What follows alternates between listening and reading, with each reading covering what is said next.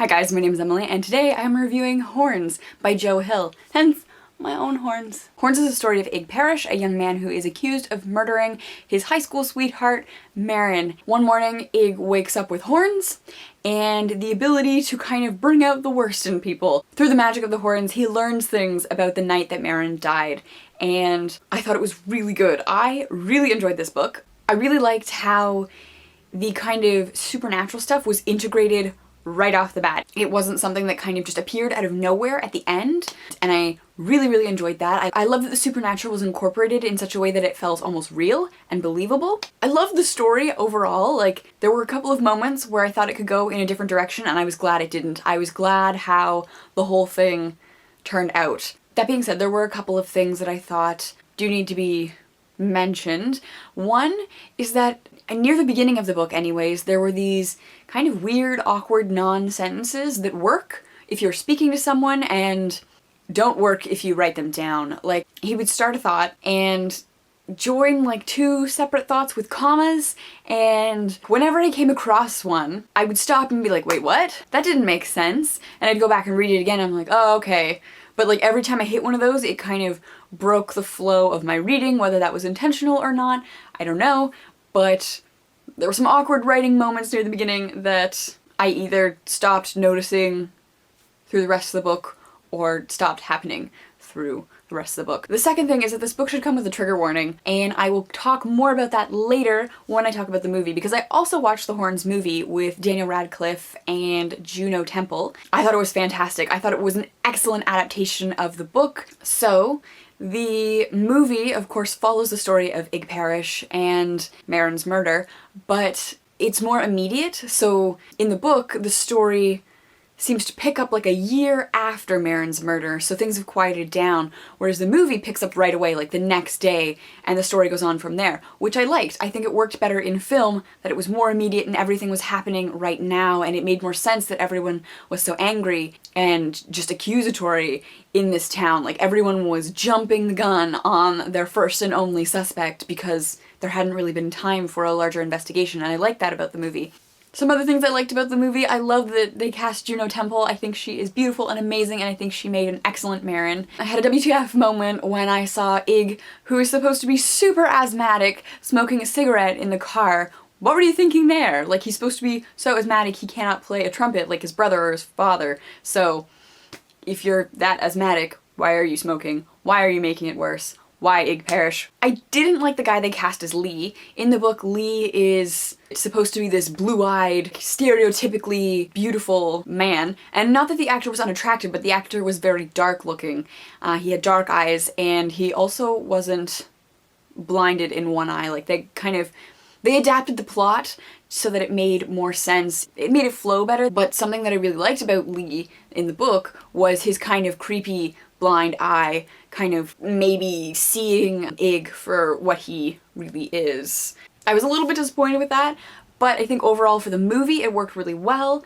Also, when I saw Daniel Radcliffe with the snake, I wonder how many people on the set made jokes about speaking Parseltongue, because who could live that down? I mean, you're Harry Potter pretty much for the rest of your life. You cannot escape that. So it made me smile to see Daniel Radcliffe playing around with snakes. Those are my thoughts. I really enjoyed the book. I think you should read it if you like the creepy, supernatural kind of stuff. I would definitely recommend seeing the movie afterwards, just because I think they did a really good job adapting the book. But keep in mind that the book does have a very triggering scene. It was very graphic. This is still non-spoilers. On the back of the book, it says that beautiful, vivacious Marin was gone, raped and murdered under inexplicable circumstances, and Ig was the only suspect. So on the back of the book, you know that Marin has been raped and murdered, but I feel like a lot of books talk about women being raped and murdered on the back, and you don't get to experience it in such detail. In here, spoilers, but important spoilers, it's quite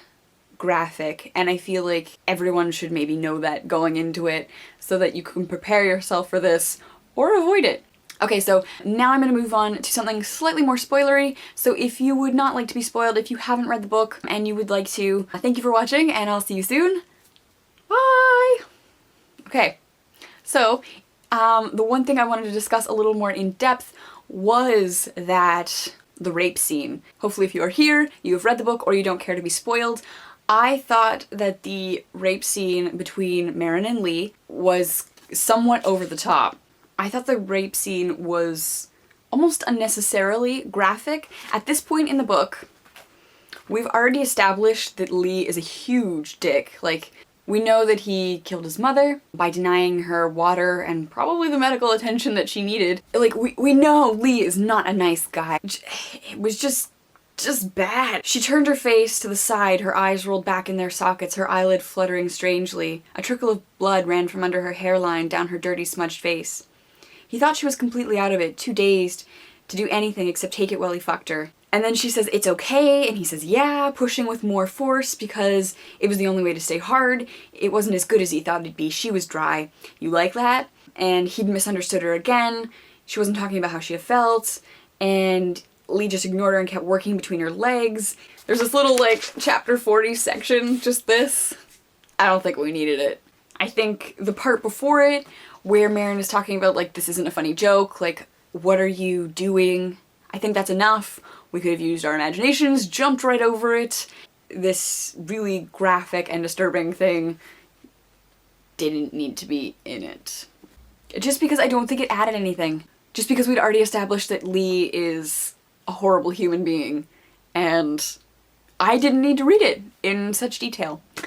The movie also, of course, shows the rape. There could have been other ways to indicate that Marin had been raped other than just murdered, like in the tabloid, like in the paper things, just announced that she was raped and murdered. I don't think we needed that. I think we could have seen the aftermath, like following her out into the woods, like this isn't a funny joke when he tries to kiss her kind of thing, like you've completely misinterpreted this, and then have Lee coming back with the rock to Terry's truck to pin it on Terry. But that's just my opinion, and I think it's really important that if you're going to recommend this book, that you recommend it with a trigger warning, because it's very graphic and not something I necessarily expected. So, those are my thoughts on Horns by Joe Hill. Let me know in the comments if you've read it, what you thought of it, if you've seen the movie. How did you like the way they took the movie, the way they made it flow a little differently, a little better, in my opinion, like for a movie. The book obviously I think worked well with the jumping all over the place, but I think that the tweaks that they made to the plot worked well for the flow of a film. I was really impressed with it. What did you think of casting Daniel Radcliffe as Ig Parrish? Personally, when I was reading, I kind of wished it wasn't Daniel Radcliffe. Like, I was picturing like Harry Potter Daniel Radcliffe. In my mind, Daniel Radcliffe wasn't working as I was reading about Ig, but when I watched the film, I thought Daniel Radcliffe did a very good job of Ig, so I don't know. Let me know your thoughts in the comments below. Thank you for watching, and I'll see you soon. Bye!